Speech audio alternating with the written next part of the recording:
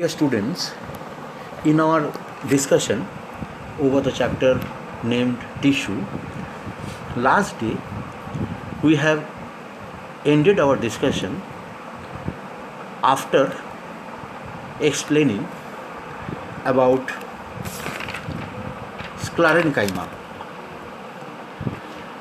where we have also discussed about collenchyma and parenchyma before explanation of sclerenchyma. Now today let us proceed our discussion.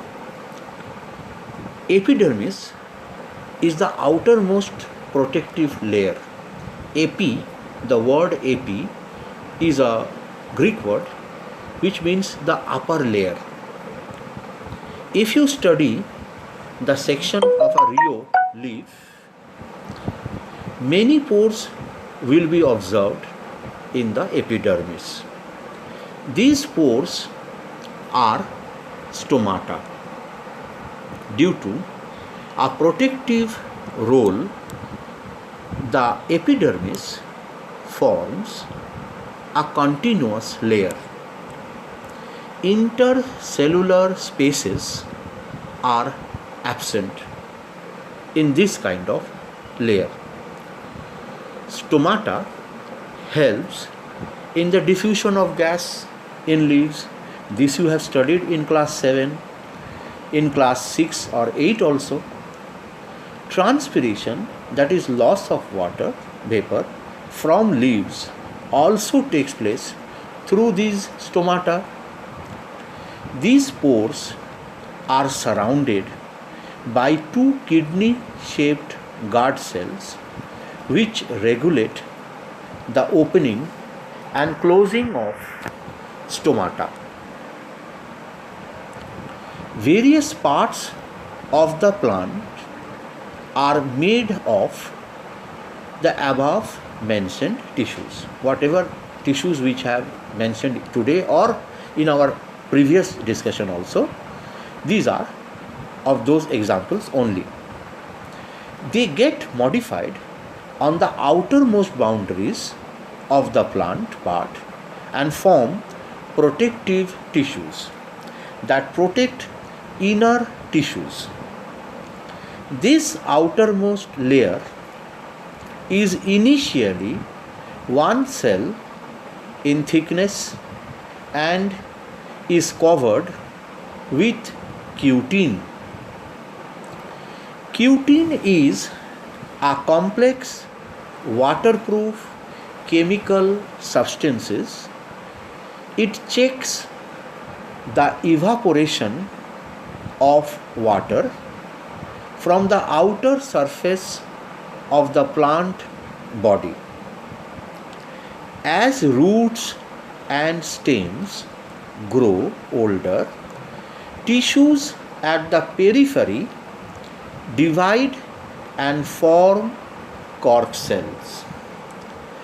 Cork cells are dead and are arranged compactly in radial rows without intercellular spaces. The protective nature of cork is due to the deposition of suberin on the walls. Suberin is a waxy substance which makes the wall of a cork cell impervious to gases and water. This is the reason why we use cork for bottle stopper. Cork is also a good thermal as well as electrical insulator. That means it do not allows the heat energy to pass through it. In the same way, it also creates a great hindrance for the electric charge to pass through it. Dear students, Now, let us start the explanation of xylem tissues. Xylem or wood, as it is often called, is a complex tissue. The cells are thick-walled, tubular, and often dead. This tissue has four types of cells: tracheids, vessels, xylem parenchyma, and xylem fibers. Of these four types of cells, tracheids and vessels transport sap. If we now discuss structure, you will understand it much more precisely. Tracheids are elongated tube-like cells which, with sloping walls, encloses a large empty cavity. These cavities are empty because the cells are dead. The walls are heavily thickened with lignin. We have already discussed lignin in our previous explanations. Fitting together end to end, these vessels form long tubes or pipes for the conduction of water and minerals from the root to the leaf. The partitions between the cells dissolve to form long pipelines. Vessels too are dead cells with lignified walls. All vascular plants do not have vessels. Fern, if we take as example, have only tracheids. Now, next comes the wood parenchyma. Wood parenchyma is made of parenchymatous cells which stores food and help in the lateral conduction of water or sap. Wood fibers are long sclerenchymatous cells associated with xylem. Now, let us say something about their function. Wood parenchyma are mainly mechanical or supportive in function. In fact, other than wood parenchyma, all xylem cells are dead and lignified, and so they provide mechanical strength to a great extent to the various parts of the plant body. So, xylem is mainly concerned with the mechanical strength of the plant body, mainly the wood parenchyma. Other parts, as we have already said, is concerned with the transport also of various materials. Mainly we said to transport cell sap, which is done by the tracheids and the vessels. Next come the phloem. Phloem also is an example of complex tissue, as because it is made up of four types of cells or elements also, you can say. What are they? They are sieve tubes, companion cells, phloem fibers, and phloem parenchyma. It is not necessary for the phloem to contain all these four types of cells. Phloem cells are living cells except phloem fiber, which help to transport food from leaves to the storage organs and growing regions of the plants. As a whole, we can say to each and every part of the plant body is getting supplied with food materials with this part of the phloem. Now, sieve tube. Sieve tube are a collection of thin-walled elongated cells placed end to end to form slender tubular structures. The walls between the cells have pores much like a sieve and are called sieve plates. That is how the cytoplasm of the cells is continuous, passing through the pores from one cell to the next. In the same way, food is transported through these tubes. The cells or elements, as they are called, do not have any nuclei.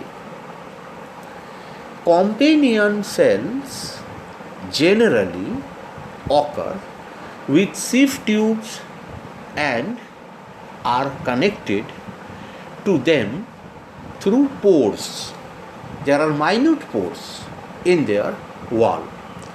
These are small cells with dense cytoplasm and a large elongated nucleus.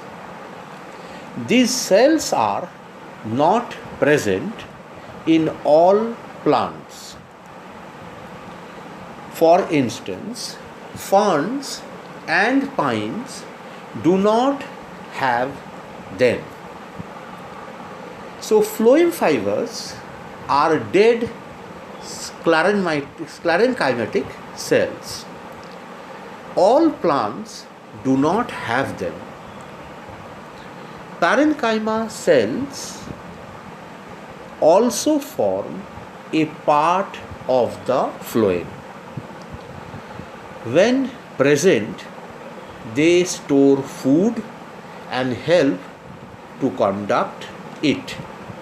So as a whole, students, you can understand that xylem and phloem is mainly concerned with the transport of raw materials and the food after manufacturing due to photosynthesis into various parts of the plant body.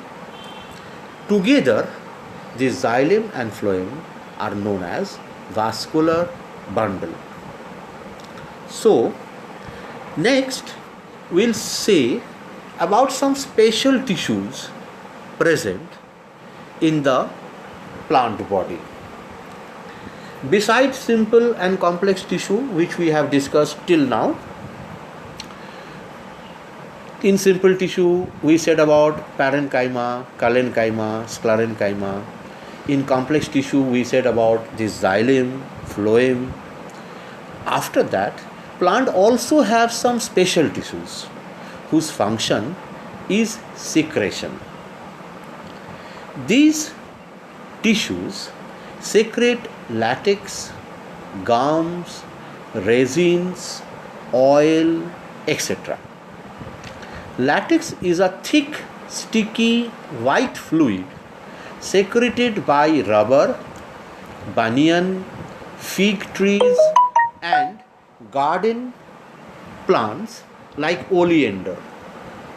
Tissues secreting latex are called lacticiferous, and those secreting oils, resins, etc. are glandular. Citrus and rose plants secrete oils, while gums and resins are secreted by many coniferous trees also. These secretions are also having some importance in our commercial markets also. You can understand about rubber, latex juice, which after processing we are using rubber in various form, in various other kind of product. In the same way, the gums, resins and oils also find some market for medicine purpose and for some other kind of use which are related in our daily life. So, dear students, these are all about the special tissues which are present in some plants or the other. So, now we can end today with the overall explanation or discussion about the flow chart which represent the entire types of plant tissues. So, plant tissues, we said, is mainly divided into meristematic tissues and permanent tissues. Next is this meristematic tissue, which is divided into primary tissues and the secondary tissues on the basis of origin, and on the basis of position we divide it into apical meristem, lateral meristem and intercalary meristem. So this is about meristematic tissue. The next part was permanent tissue, which we have divided into simple permanent tissue, complex permanent tissue and special permanent tissues. Simple permanent tissues are protective and supportive. Complex permanent tissues are conducting tissues composed of more than one type of cells, and special secretory cells were tissues composed of ducts and glands. Now these simple permanent tissues we have divided into parenchyma, collenchyma and sclerenchyma, and permanent tissue which we have divided into simple, complex and special. This complex tissue is of also two types, xylem and phloem, which we have discussed, and the last one is the special secretory cell, which we have divided into the glandular tissues and the lacticiferous tissues. The glandular and the lacticiferous. So this was the total flow chart. This is the total division or rather classification of plant tissues, which we have discussed one after another in the first and the second part of our discussion. Clear? So I think we have given enough explanation about the plant tissues, and I have given notes also in my all previous classes, which I think you have noted down. I have given some diagram also of this very related part of our discussions. This much was about our plant tissues. In the next part, we will start discussing about the animal tissues, because as I said in the beginning only, that animal tissues are quite different from that of the plant tissues. So in separate discussion we will start discussing about these animal tissues. So then we can end up today our discussion. So dear students, this is our end of this very discussion. We'll see in the next part. We'll continue our discussion. Till then, goodbye.